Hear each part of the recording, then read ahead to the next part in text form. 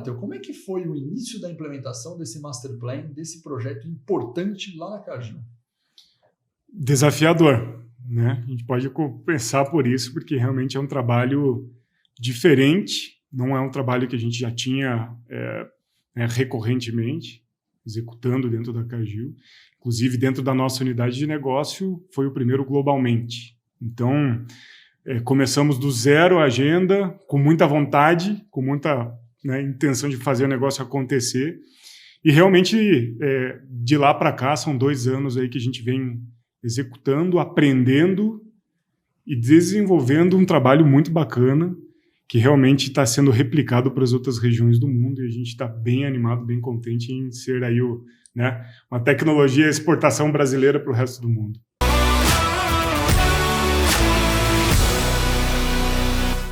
Pessoal, esse é o nosso Supply Talks de hoje, que a gente vai falar sobre IBP, S&OP, Master Plan, e o meu co-host de hoje, Marcelo Cório. Fala, Alex. Prazer estar de novo com você aqui, hein? Prazer é meu. É isso. E Ricardo Harto, nosso convidado, que vai dar uma aula para nós. Certo, Marcelo? Com certeza. Vai dar uma aula para nós falando de Master Plan. Harto, e o desafio? O que foi muito difícil nesse projeto que você comentou? Olha, Alex, vamos lá. O que a gente tem aí de principais desafios? O Master Plan ele é um trabalho não de supply chain, mas ele é um trabalho da companhia, né? Então, toda a organização ele tem que estar preparada e voltada para executar um Master Plan. No momento que você tem todas as áreas comerciais, marketing e supply falando a mesma língua, você realmente consegue iniciar um trabalho de forma bem robusta. Inicialmente, a gente teve dificuldades, normalmente, de ter ali um bom momento onde você acha que as equipes comerciais conseguem executar um trabalho bem afinado conosco. A gente nunca acha um momento certo para fazer isso. É isso. Não é verdade? Se a gente perguntar para a área comercial... Nunca tem um momento certo. É isso. Exato. Exatamente. Sempre a gente está com dificuldade, nunca tem aí. tempo, nunca ninguém tem tempo. Né? No entanto, todo mundo entendeu que realmente a gente precisava de um trabalho para conectar com o nosso plano estratégico de crescimento de negócio. E esse plano estratégico de crescimento de negócio visa efetivamente você crescer o negócio e atender melhor os seus clientes naturalmente. Né? Para você fazer isso, realmente você precisa ter uma estrutura de operações, de logística, de nível de serviço, de execução muito bem preparada para isso. E a gente sabe que não é da noite para o dia. Né? Infelizmente, a gente não é no estalo, num toque de mágica que a gente consegue executar, que a gente faz acontecer. É isso aí. Então, essa conexão entre as áreas, acho que foi o primeiro ponto aí de efetivamente entender que a gente precisava executar um trabalho diferenciado. No momento que a gente tem isso, os nossos times comerciais e os demandeiros entendem efetivamente o que a gente tem para o futuro, qual é o nosso crescimento. Então, usar o estatístico de Mindsense, entender para onde vai, alinhado com a estratégia, já traz para a gente um bom norte, um bom entendimento do horizonte que a gente vai chegar. A gente fez um trabalho para 3 anos,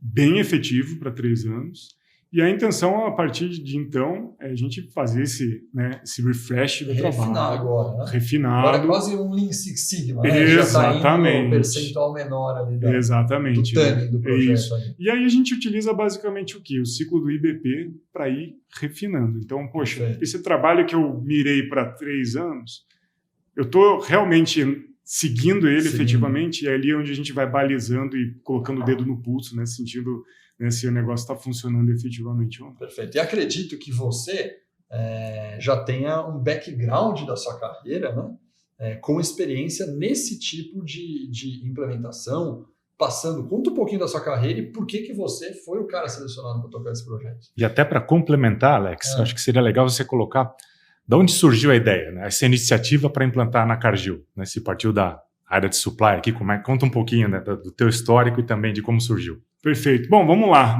Então, meu histórico, primeiramente, eu tenho aí 19 anos de supply chain. Então, minha carreira dentro de supply sempre. iniciei em indústria automotiva, lá no Paraná, contando peça. Eu brinco com o meu time que, o pessoal sempre tem aquela imagem, né? Deve ter começado como trainee. Não, comecei como estagiário, contando peça, fazendo inventário cíclico, mas dentro de um lugar muito legal que era efetivo, né? Uma empresa, uma joint venture da BMW com a Chrysler, então, que respirava sistema Toyota de produção, respirava melhoria contínua e tudo mais. Então, ali acho que foi talvez a pior atividade com a melhor escola que eu poderia ter tido, né? E aí, desde então, fui passando por várias empresas, como Nestlé, né? Nestlé Sorvetes, depois Petcare, operações logísticas, customer service. Tive uma passagem muito rápida pela gloriosa GVT de Telecom, né? Que hoje não existe mais, mas, enfim, uma baita escola por lá. Passei pela Kraft Foods, também, como customer service. Deu uma guinada total na minha carreira, isso tudo lá no Paraná deu uma guinada total na minha carreira, porque eu não queria vir para São Paulo. Engraçado isso, mas enfim, né? Fui para Votorantim Cimentos para cuidar de abastecimento, planejamento e abastecimento de coque de petróleo, combustível principal aí da indústria cimenteira. Brinco com o meu time e com todo mundo que foi lá, onde todos os cabelos foram embora.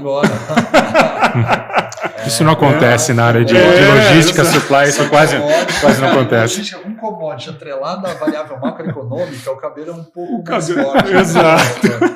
O problema é um pouco pior, Marcelo. Então, isso ali em meados de 2010, em um momento onde a economia estava uma loucura, né? A indústria de construção pegando fogo. Então, tive ali uma experiência muito legal, um navio, porto, fábricas, 30 fábricas, operação muito grande. Depois rodei dentro da própria Votorantim, fui fazer um short term fora do Brasil, na Áustria, onde estava ali, né, usando essa experiência para aprender um pouquinho sobre internet. Mas foi fácil, porque teu sobrenome Hart é austríaco, então você já estava em casa ali. Olha, estava na terra do meu avô. Estava na terra do avô, exato. Né, foi uma experiência fantástica. Acho que foi um divisor de águas na minha carreira, foi muito bacana. Voltei para o Brasil, após essa experiência, dentro da Votorantim mesmo, em São Paulo, para tocar operações logísticas, né? Então, dentro da área corporativa, também um baita desafio aí, né? Além das fábricas, aí tinham mais 45 CDs na época, então era uma operação maluca, 40 milhões de toneladas rodando para tudo quanto era lado. Acabei saindo, voltando para Kraft, mas agora como Mondelez, para assumir o Customer Service, né, que a gente fala do canal moderno. Fiquei por ali mais ou menos uns 2 anos. Assumi uma posição de projetos para a Latinoamérica, né, rodando todas as regiões. Também uma experiência super bacana. Vários projetos interessantes, rodando muito junto com o time comercial. Deu para trazer ali uns bons savings ali nesse projeto que a gente chama de Hurricane, super bacana. E aí surgiu o Cargill, né? Após aí um tempo de projetos, onde até então... Você entrou agora já linkando com a pergunta do Marcelo. Você entrou na Cargill para tocar esse projeto? Não. Você teve essa ideia de tocar o projeto já lá dentro, baseado em todo o teu background. Exato. A gente, na verdade, eu entrei como Customer Service, né? Por 3 anos, e aí depois eu assumi também a cadeira de operações logísticas, né? E aí foi quando a gente identificou que, né, dentro do nosso trabalho de IBP, a gente não tinha uma clareza para o futuro, né, de qual era o tamanho da estrutura, se a nossa estrutura efetivamente estava pronta para os desafios que iam crescer, né, e que crescem todo mês.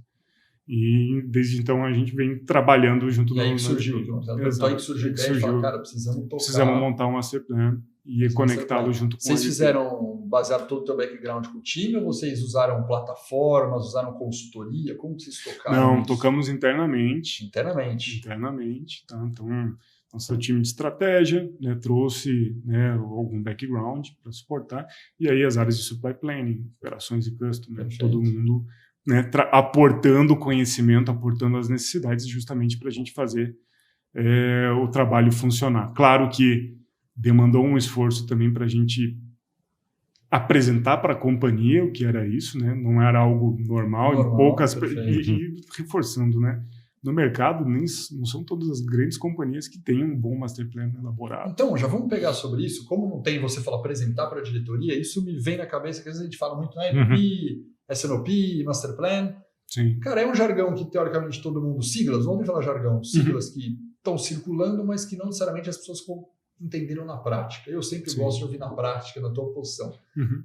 O que é para você, se for numa sequência, o S&OP, o IBP, o Master Plan, tentando falar, cara, quais as diferenças entre eles? Por que preciso apresentar? Porque para muita gente fala, não, o IBP é um S&OP turbinado.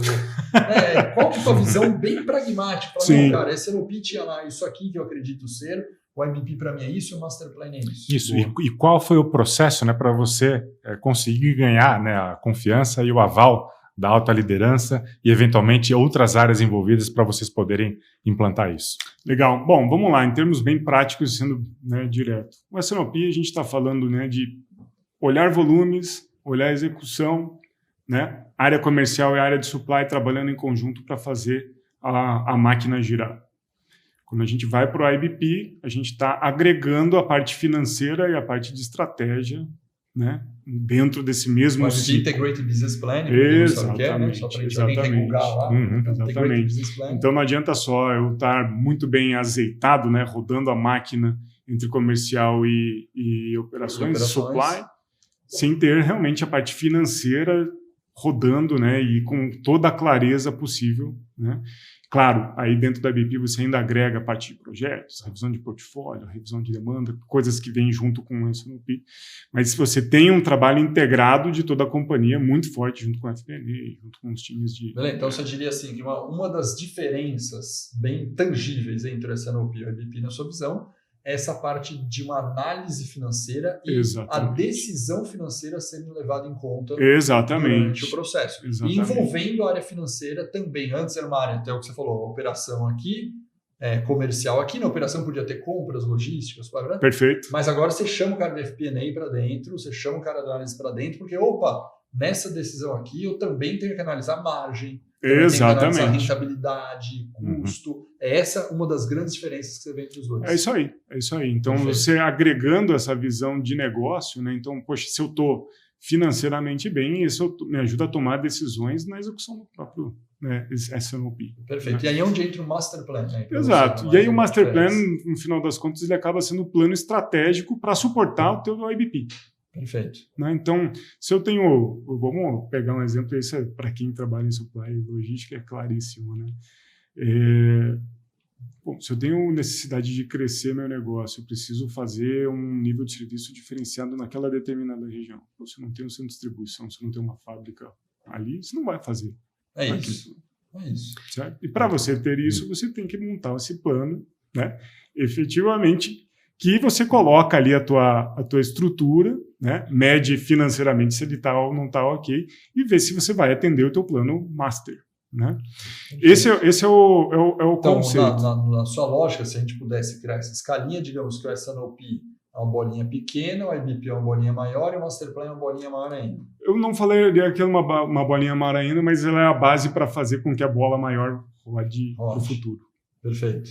Né? Então, ele vai dar o alicerce justamente para você poder realizar o teu plano no futuro. A gente pode ver muitos casos, muitas empresas que hoje estão sofrendo, que não conseguem entregar alguns resultados. Por quê? Porque não executaram um plano de longo prazo para se estruturar para isso. Isso. Pegando o gancho nisso, Hartel, quando que vocês fizeram esse planejamento estratégico como companhia, né? E com que horizonte que foi desenhado? Então, o horizonte 3 anos, né? E como a gente tem colocado agora de governança, a cada 2 anos a gente faz um refresh. Boa. Não adianta se fazer num ciclo menor de um refresh mais curto, porque aí você acaba atropelando demais. Por isso mesmo que quando a gente pega o nosso IBP, visão de 24 meses. Né? Nesses 24 meses, dedo no pulso, a gente vai entendendo efetivamente se está dentro dos parâmetros. Se está dentro dos parâmetros. Claro que vai surgir produto novo, linha nova, SKU, projeto, SKU, mudança de mercado, né? Pandemia. Confusão no meio do caminho sempre aparece, né? Mas pelo menos você tem que ter um horizonte se aquilo ali, né, que você está fazendo agora está dentro dos parâmetros que você determinou para o Master Plan. Né? Então, se eu tenho um plano de aumentar minha capacidade de armazenagem em um determinado site, e eu tenho, né, projetos novos que estão me demandando muito mais capacidade, tem que levantar a mão e falar, galera, tem alguns aqui um problema. Então, nessa lógica aí, já fica meio natural, eu diria assim, que puxar, junto com o seu Master Plan, projetos de Network Design, acaba sendo um caminho que muitas vezes, e no caso de vocês, ocorreu isso? Não? Sim. Ocorre, né? Ocorre. E acho que aqui é um aprendizado importante, né? O Network Design, o ideal é que você execute ele, alinhado, claro, com o teu plano, mas antes de você fazer o refresh do Master Plan. O ruim é você fazer um Network Design depois do Master Plan. Que aí você pode encontrar algumas coisas que não estão alinhadas com Perfeito. E aí você tem uma desconexão grande entre as coisas, né? Então, acho que é um aprendizado legal, e aí para todo mundo aí que quer... Você diria, o Network Design na prática, você vê toda a questão estrategicamente falando da sua malha, onde vai ter o centro de distribuição, o transit point, de onde vai para onde fabrica, onde distribui e tal. É isso aí. De uma forma inteligente. Tem uma questão tributária fundamental, né, nos Network Designs atuais. Mas o que você diz comece o Network Design, porque com ele pronto te permite criar um business plan do Master Plan, né? Que vai ser mais assertivo, né? Porque se você fizer um Master Plan e de repente trocar todo o seu centro de distribuição no lugar, aquele Master Plan não serve para nada mais. Ou até eu já disparei investimentos para crescer em uma determinada planta, em uma determinada operação, né? Vamos pensar em um centro de distribuição. Disparei o investimento, de repente o Network Design vem e me fala, olha, não é aqui que você tem que ficar, você tem que ficar do outro lado. Todo aquele investimento eu paro no meio do caminho. O que você faz? Curiosidade, na Cargill tem áreas separadas? Por exemplo, existe uma área com headcount de pessoas que tocam o Network Design na Cargill? Sim. Existe, né? Porque isso as empresas menores, não, né? Não tem. Isso.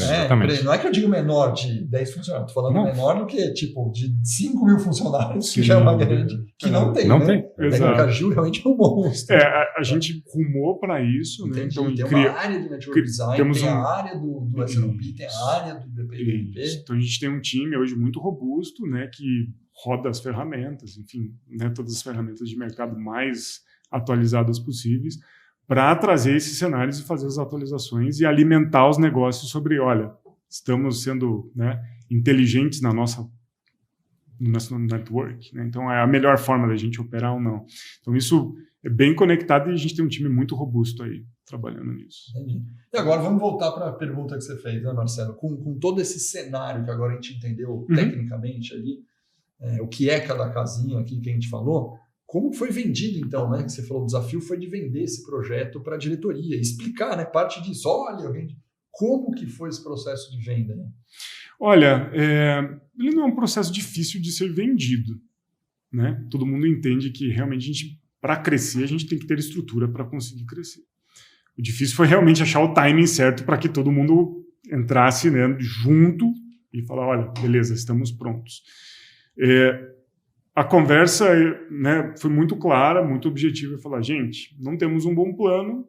Hoje, né, como qualquer outra empresa, a gente pode estar sofrendo com um nível de serviço, falta de um produto, falta de capacidade, um nível, né, um on-time impactado, um transit time muito longo, porque eu não estou distante de algum centro consumidor e tudo mais.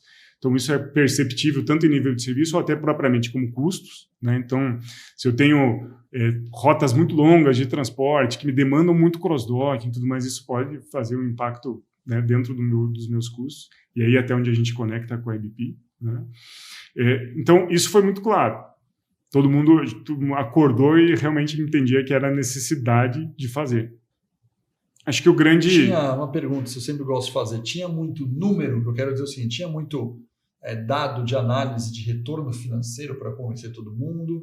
Ou não? Foi falar, não, vai ter economia de tempo, vai ter garantia melhor, vai ter mais estrutura. Isso é sempre uma briga, né? Você fala, tem um monte de benefício qualitativo, sim, mas tem o quant. Tem uma parte quant que foi elevada, sim, mas tem também uma clareza que se a gente não tem um bom plano estratégico alinhado com o nosso... Aliás, um bom master plan alinhado com o seu plano estratégico, seu plano estratégico vai falhar lá na frente. Perfeito. E em termos então, isso era claro para todo mundo. Em termos de estrutura, Arthur, também algum time dedicado vocês montaram para isso? Hoje a gente fala muito em squad nas empresas, algo nessa linha ou não? Vocês tocaram com o time próprio, fazendo, além das atividades do dia a dia, tocar também o Master Plan? De fato, para executar o plano, a gente precisa segurar algumas atividades, dedicar um time, né, time de logística, time de planejamento, time de demanda, um time comercial, time de projetos, time de operações, time de network design, time de network. Então, junta essa turma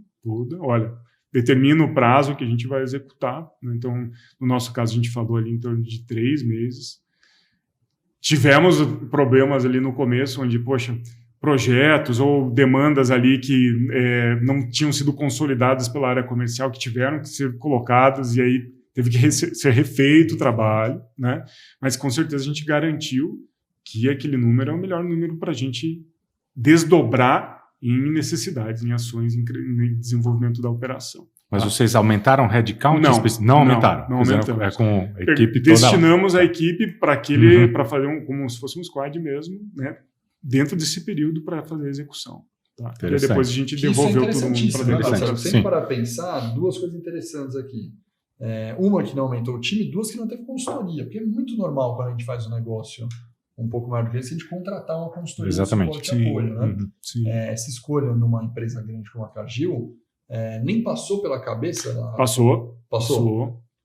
E aí, qual foi a... Olha, o gatilho nosso foi, a gente entendeu que tinha um time bem robusto que poderia fazer um primeiro exercício e a gente aprender nesse primeiro exercício.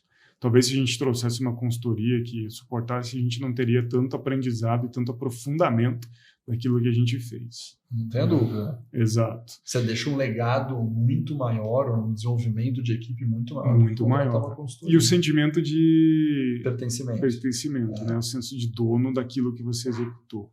Né? Então, esse foi o plano aí principal. Tipo, não, vamos a gente mesmo, a gente tem qualidade e estrutura para fazer, né? Claro, depois de executado, a gente encontrou uma série de coisas, entra dentro da melhoria contínua a partir de agora. Que é um trade-off, se a gente parar para analisar, né? Porque você poderia falar, puxa, com consultoria, teoricamente, eu encurtaria o aprendizado, porque esse cara já implementou 20 vezes a mesma coisa, o cara sabe onde dá erro. Eu, como estou implementando aqui na Cargill pela primeira vez, é isso, errou, você fala, puxa, se tivesse contratado a consultoria, não tinha esse erro, mas também não tinha aprendizado. Exato. Nosso primeiro network design foi ao contrário. A gente colocou uma consultoria, agora a gente trocou, a gente tem uma equipe para executar. Aprendemos com a consultoria que fizemos. O Masterplan a gente decidiu fazer. Não, vamos fazer por nós mesmos, vamos entender como é que a gente faz. E, sinceramente, hoje, não tem mais necessidade de uma consultoria para os próximos ciclos. Não tem necessidade, não. Perfeito, muito bom.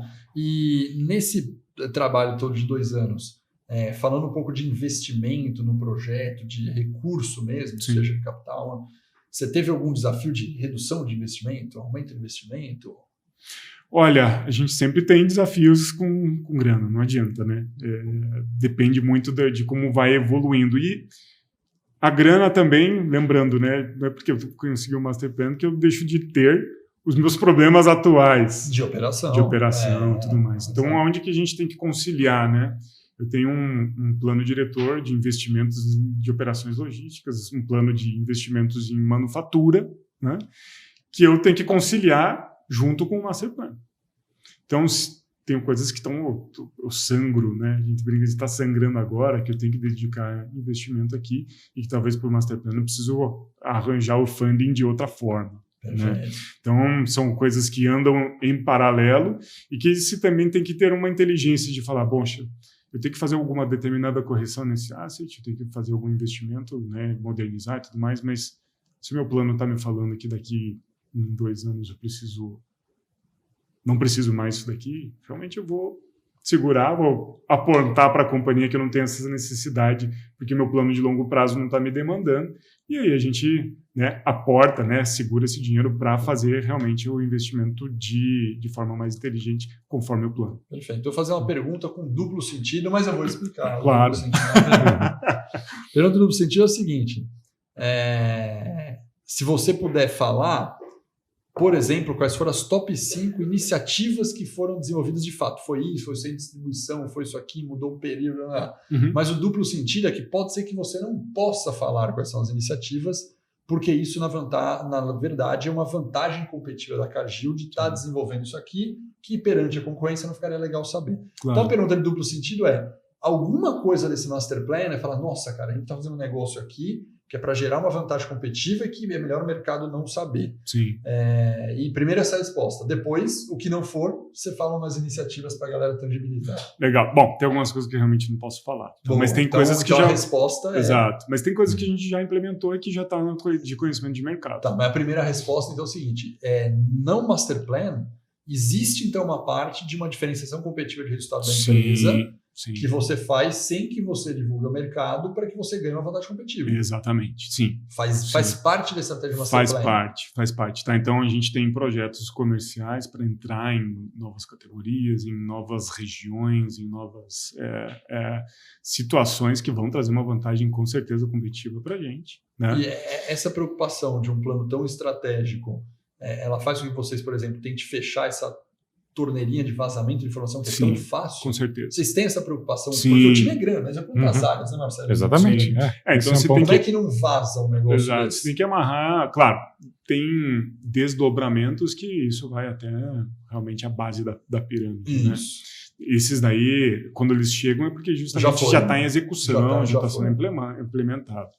Agora, tem projetos, iniciativas e tudo mais que essas ficam fechadas a 7 chaves até um determinado grupo. Perfeito. Com o non-disclosure. NDA para todo mundo. Cara, e chega a assinar NDA mesmo. Chega. Interessante.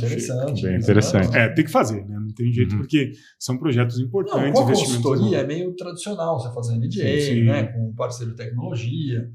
Mas é curioso que nem todos os lugares você quer funcionar um tempão da empresa assina NDA dentro da própria empresa, entendeu? Exatamente. Não, isso sim, a gente tem e mantém bem, né?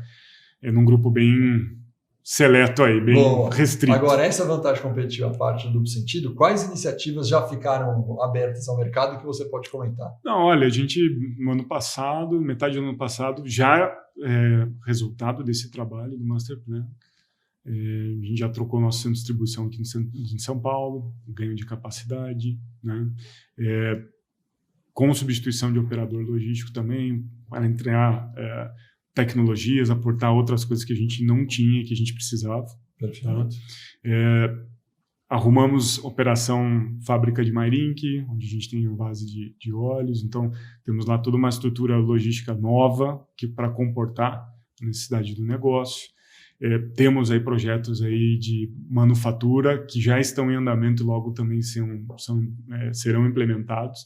Então a gente já tem aí, já está vendo o resultado de Master Plan na prática acontecendo, e aí isso é muito legal porque o time também vê as coisas e cria aquele senso de nossa, olha que legal, tem uma agenda grande e eu estou participando dessa transformação de negócio. Porque esse desafio de motivação, né, Marcelo, é um desafio grande, porque quando você está dentro do S&OP, você está ali com a sua rotina semanal, quinzenal, congelamento. Cara, toda decisão aqui, vamos trocar aqui o caminho entregue para lá, o produto não é esse aqui, produz um pouquinho mais na fábrica, o produto mesmo. O cara em uma semana, ele está vendo o resultado do trabalho dele, né? Ele vê alterar a coisa. Agora você faz um master plan desse, mas fala, nossa, né? Tipo, faz 6 meses que estou trabalhando e nada. Né? Como motiva a equipe, né? Então, lembrando, né, quando a gente fala de construir, colocar novas linhas, criar uma operação nova do zero, tudo isso... Não é semanal, nem mensal, nem semestral. Exato. Então a gente tem aí projetos que podem passar 1 ano, 2 anos. Se eu estou construindo um armazém novo, né, com todos os requerimentos possíveis lá de segurança e tudo mais, às vezes vai passar de 1 ano e meio para você começar a operar 2 anos. Então são projetos de longo prazo, né, mas que, se bem alinhado com toda a equipe, eles entendendo quais são os movimentos, fica muito fácil de você deixar o time muito engajado nisso, né? E aí, ao longo do tempo, quando você olha para trás e vê todo o legado que você vai deixando, né, para o negócio, e você vendo que o IBP, né, seus custos entram dentro daquele range, daquele patamar que o negócio precisa, que a tua operação, teu nível de serviço está trazendo, né, os resultados e sendo reconhecido pelos clientes, é o momento que você fecha com chave de ouro e fala, realmente a gente fez um trabalho legal. E quando que vira, não sei usar a palavra vira, passa de uma área para outra responsabilidade, porque sempre tem essa, e ainda mais hoje que a gente fala muito de inovação, né? tem muito essa ideia do tipo, vou começar a inovação aqui, eu tenho um grupo que vai fazer essa inovação, aí depois o negócio vai para a operação, para o dia a dia, né? Sim. Qual que é a barreira do negócio entrar na operação e sair do time do Master Plan? Vou tentar dar um exemplo. Cara, vamos criar um centro de distribuição em São Paulo diferente. Legal. Né? Ou vamos trocar o fornecedor logístico. Legal, entendi. Você faz o plano. Cara, de repente você vai prospectar onde vai ser o centro de distribuição. Aí você vai falar, cara, qual o tamanho do centro de distribuição? O tamanho é esse aqui. Aí legal, os fornecedores. Cara, eu vi 3 fornecedores novos. Perfeito. Mas num dado momento, alguém vai negociar, vai fechar e o fornecedor começar a prestar serviço. Quando que sai de um time e vai para outro? Bom, do momento que você tem o plano já definido, os gestores de área têm que desdobrar esse plano, fazer ele se tornar realidade. Né? E aí a gente tem que tomar muito cuidado, né, dentro desse desdobramento, justamente para algumas informações não poderem vazar. Né? Da mesma forma, você tem que já garantir que aquelas equipes que estão trabalhando, né, no desdobramento, na ação efetivamente, que elas entendem e estão cumprindo os prazos que são necessários para esse Master Plan rodar. Isso, a gente tem ciclos, né, propriamente dentro do IBP, que a gente apresenta. Então, todo mês, eu apresento para a organização, dentro de estrutura de logística, transportes e customer service, todas as iniciativas que a gente já indicou lá no passado pelo Master Plan e como é que ela está evoluindo. Inclusive, né, a gente faz o link dos custos que hoje eu tenho e os custos que eu devo ter no ciclo de 12 a 24 meses. Né? Então, a gente já vai apontando, né, qual é o benefício que o plano vai trazer para a gente mais para frente. Então, a gente só não... É muito fácil, né? Você falar, vou projetar aqui, então vou colocar inflação, mais alguma coisa. Não. Não é isso. A gente já faz a projeção dos custos e já trazendo quais são os benefícios que essas novas estruturas vão trazer para dentro do negócio. E aí, claro, manufatura vai falar quais são os volumes que estão entrando, né? O time de logística vai falar as capacidades, os armazéns, e o time comercial vai olhar e falar, bom, realmente eu estou conseguindo introduzir esses volumes no mercado, estou conseguindo positivar mais determinada categoria, estou conseguindo criar... Agora, entrando mais no detalhe, pegando esse de troca de operador logístico, você falou que foi um dos fatores que saiu do Master Plan. Imagina o seguinte, para trocar o fornecedor, o que você pode fazer? Você tem 3 opções em termos de gestão de time. Né? Você pode chegar e falar, o seu time do plano pode falar, cara, tem que trocar e passar para quem está na operação no dia a dia, escolher e fazer a troca. Você tem uma segunda opção que é falar, não, peraí, eu vou fornecer para eles, para a operação, os fornecedores que eu escolhi, eu negocio, eu troco o cara, e quando eu trocar e fechar, assinar o contrato com o cara, eu passo para a operação. Você tem uma terceira opção que fala o seguinte, não, eu vou fazer a troca e eu vou operar com esse fornecedor novo, eu controlando a operação durante 5 meses. E dali 5 meses eu falo, cara, agora o cara já operou bastante. Está estável a operação, passou a curva de aprendizagem. Qual desses 3 você fez? Modelo 1. Modelo 1. Tipo, temos que trocar de fornecedor, já passou para operação. Já passa para operação. Para operação, vamos buscar. Claro, que aí também depende muito de times, contratos que você tem. Né? Mas se é curioso, vocês chegaram a discutir esses 3 modelos que eu falei? Sim. Fala, vamos nós executar aqui, porque o cara vai demorar, porque vai... aquela de fisicalidade, né? O cara da operação fala, putz, você vai pedir para trocar aqui. Exato. Vocês chegaram a discutir aí modelo, E aí que entra o engajamento, né? Então, o desdobramento para ter um determinado nível hierárquico, você tem que fazer esse time entender por que a gente está fazendo essa mudança. Por que está trocando. Né? Então, o plano, ele tem que estar muito claro nos gestores para justamente eles poderem começar a girar, né, o mecanismo, né, e fazer o negócio acontecer. Então, a gente basicamente pegou, olha, temos aqui um timing correto para executar avaliação de fornecedores, substituição, né? Dentro desse timing correto, a gente já coloca para dentro da operação e fala, olha, põe time de procurement junto, vamos começar a achar o parceiro certo para a gente, já atrelado, né, já pensando que a gente precisa de atender a nossa necessidade para 3 anos para frente. Até uma curiosidade prática, quanto tempo demorou esse processo, assim, de você... Está decidido que vai ter um novo operador logístico, né, a transição até a operação passar a curva de aprendizagem e estar estável? 1 aninho. 1 aninho, né? 1 aninho. Bem interessante. É um processo... É rápido, tem que ser veloz. Veloz, vamos Veloz. Hoje Mas porque é um processo duro. Mas lógico, de uma escala. A gente está falando de escala grande. Não, mas aí que a graça da brincadeira é essa, que, tipo, para você que está inserido num negócio grande, só, pô, até um aninho ali é veloz. Porque, na verdade, no mundo que a gente está agitado hoje, a gente fala, nossa... É muito tempo. É muito tempo. É muito tempo. Não, e é engraçado, né? Porque quando a gente vai para o time comercial... Nossa, mas tudo isso? É isso que eu tô falando. O cara tá vendendo todo mês, você tem que bater meta ali, ó. Dia 30, eu tenho que entregar o mês. Mas aí quando ele vai na inauguração da distribuição, ele fala, caramba, mas desse tamanho aqui, aí eles entendem. Não, aí os caras, poxa, agora eu vou atender meu cliente bem. Exato. Agora acho que eu vou vender mais, hein, cara? Tô vendendo mais agora, cara. O prazo tá menor. É aquela coisa, quem tá inserido no cotidiano da operação, né, que tá ali, que vai na fábrica, que vai no centro de distribuição e tudo mais, a gente sabe que o negócio é mais embaixo. Né? Quando a gente está com um time mais executivo, né, mais comercial, que não não entende o tamanho da complexidade que é você ter um armazém, você ter uma linha nova da fábrica, você ter uma substituição de operador, é sistema, é contrato, é AVCB, é licença, é de tudo. Né? Então você tem um trabalho muito grande, né, que você tem que cumprir essas etapas nessa transição, que às vezes o pessoal acha é só trocar. Não é só trocar. E quando é uma mudança disruptiva, isso é muito difícil, né, de você... Porque o cara tá fazendo o dia a dia dele, tá vendendo, ele não quer saber, né, ele quer entregar. Exatamente. E vocês da área de supply sabem que, poxa, para eu conseguir chegar, talvez, num nível melhor, eu preciso fazer uma mudança que ela é estratégica. Exato. Então, exato. É uma dificuldade conseguir... Mas é gostoso que...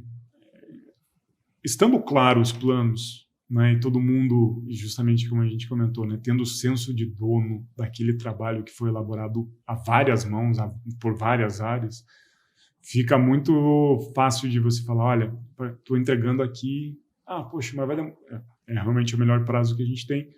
No momento que acontece, você vê que todas as áreas ficam animadas. Né? Então é um ciclo virtuoso. Né? Que aí acho que tem uma coisa legal que vocês conquistaram, falando de maneira geral, você conquistou o círculo virtuoso, né? Exato. Com pelo que você está contando, obviamente, da minha pouca leitura, né, do projeto, você conquistou a confiança pela credibilidade criada pelas entregas que você gerou. Exato. Porque quantos não conseguem executar de fato o plano de acordo com o projeto imaginado, e você vai perdendo credibilidade no caminho. Exatamente. E aí a perda de credibilidade no caminho faz com que não gere esse engajamento todo. Né?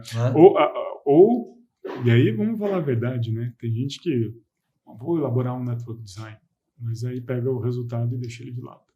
Ou vou montar um master plan. Legal, eu preciso fazer isso aqui, mas putz, não... Vai ter a pressão do acionista por margem agora, não sei o que, não é o momento. Se eu gastar não é o momento. Agora que entrega o bônus do meu dinheiro no final do ano. Exatamente. E aí o negócio é matar a curiosidade, né? O que é o problema no futuro? Se em ação, é só ter curiosidade daquilo que eu preciso fazer no futuro. Então, acho que essa é a disciplina de você garantir que o plano vira realidade é o ponto-chave. Então, você ter um grande plano, ótimos números, desdobrar em milhões de ações de engenharia e network e tudo mais, sem ação, acaba ficando... perde a credibilidade. Vai fazer, constrói. Uma dúvida aqui. De alguma maneira, vocês começaram o projeto há 2 anos, então estava no meio da pandemia. De alguma maneira, a pandemia contribuiu para essa decisão? Porque várias empresas passaram a discutir plano de continuidade de negócios ou Disaster Recovery Plan. E aí, de quebra, a gente ainda teve uma guerra da Ucrânia recentemente. Chegando aí. A pandemia ajudou a vocês terem carta branca para seguir com o projeto, porque na necessidade de fazer alguma coisa estratégica? Não, Marcelo, eu vou te dizer que a pandemia... Não foi decisão antes. A decisão já era a necessidade de executar realmente o negócio. Que sim, a pandemia trouxe para a gente como alimentos, a pandemia realmente foi Claro, linhas de food service sofreram pra caramba, a gente sabe, né? Shopping parado, restaurante, ninguém sai de casa e tudo mais, então food service. Agora, atendimento de indústrias, atendimento de varejo, o negócio explodiu. A gente estava seguindo com a alimentação, a população parou de consumir, né, coisas fora de casa para consumir dentro de casa. Dentro de casa, é isso. Então, isso reforçou ainda mais a nossa necessidade de, olha, o nosso plano ele tem que ser cada vez mais robusto para, né, passar por problemas como uma pandemia, que, graças a Deus, né, já concluiu e que a gente não quer que tenha novamente. E para fechar, Arthur, para fechar o seguinte, você acabou falando de novo, né, de serviço cliente final sendo impactado, você é um cara de customer. A gente não comentou ainda dessa questão do cliente, você comentou de nível de serviço no projeto, mas a gente não endereçou ainda o cliente nesse projeto todo. Sim. A gente comentou do IBP, que entra uma parte financeira como um diferencial muito forte da SNOP. E o cliente? O quanto vocês, nesse projeto inteiro, e você, por ter passado em Customer, quem passa em Customer tem um background diferente. Porque, cara, toma tanto na cabeça com o cliente, tá tanto com o cliente, tanto com o cliente, leva tanta porrada. O cara aprende a respeitar o cliente e entender o cliente mais do que o cara que nunca foi Customer. Exato. Onde entrou o cliente nessa lógica aí? Entrou nas decisões? Não entrou? O cara participou? Teve pesquisa? O que teve? Olha, para a execução de Master Plan, onde que vem aí principalmente, né, o input de cliente? É como eu garanto, né, que os meus produtos chegarão com integridade, com a melhor forma possível para eles. E aí, claro, a gente vê isso embasado de pesquisa de advantage, pesquisas que são colocadas diretamente pela Cargill com clientes. E isso faz com que, olha, se eu tenho uma demanda determinada para um produto, uma linha, uma família de produtos e tudo mais, para uma determinada região, eu preciso atender essa região. E no momento que a gente coloca isso dentro do Master Plan, a gente fala, olha, isso aqui precisa desdobrar em ações para a gente poder atender essa região, seja em produzir mais, né, ter esse volume para atender essa demanda, seja em criar as condições para ter um bom nível de serviço nessa execução.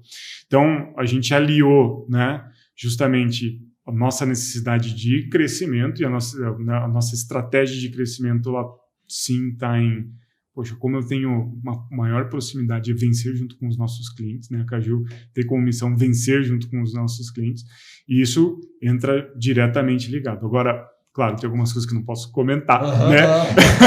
E aí dou um rodeio aqui, mas sim, tem um input ali importante de, olha, meu crescimento tem que estar relacionado àqueles clientes que também querem crescer junto comigo nessas regiões. Então, o input de cliente foi um driver decisório também ali. Foi, com certeza.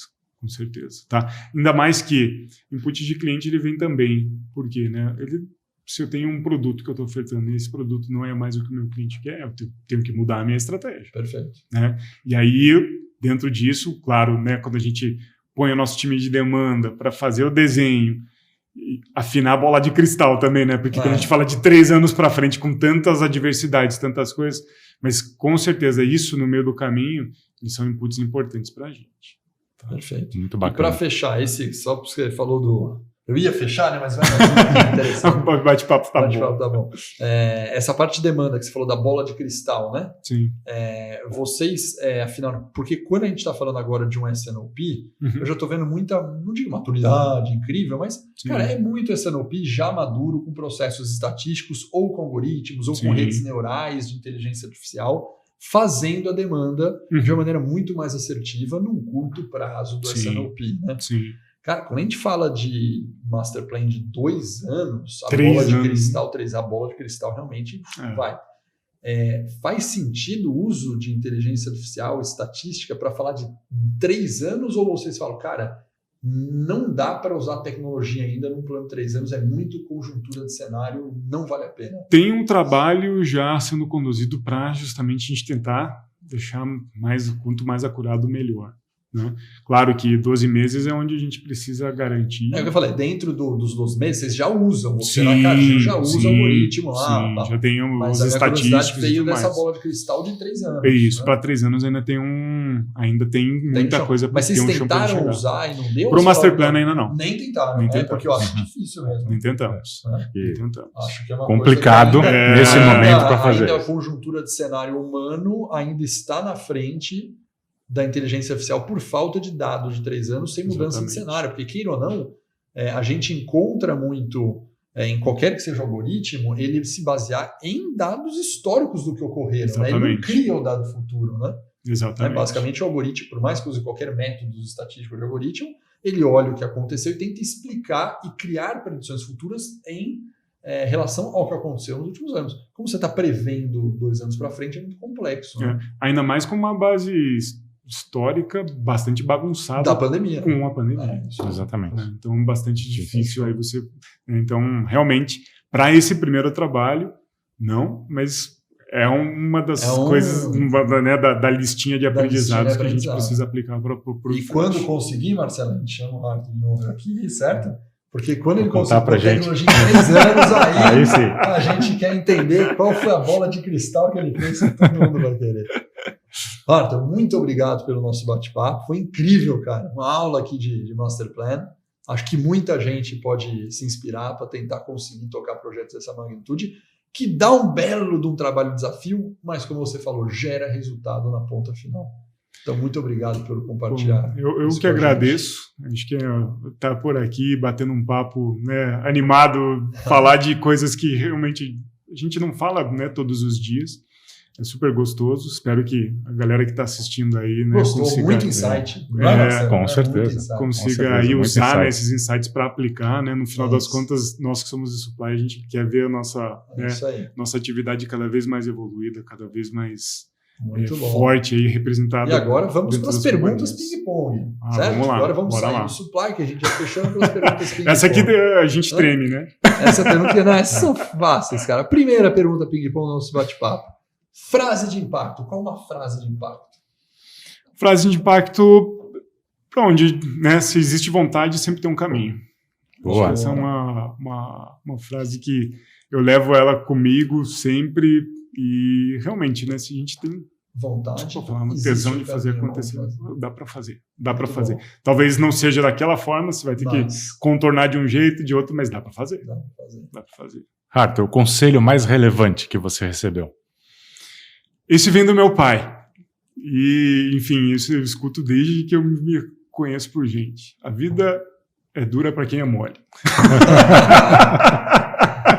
Então, assim, é aquela coisa, né? Eu vim de uma família aí mais humilde. E meu pai sempre me trouxe esse conselho. Cara, corre atrás. Se você não correr atrás, a vida vai te cobrar. Corre atrás. Está na tua mão. Você tem o potencial para fazer aquilo que você acha que você consegue fazer. Então, não seja mole, senão a vida vai ser dura para você. Em 2023, eu tenho um filho de 12 anos, né?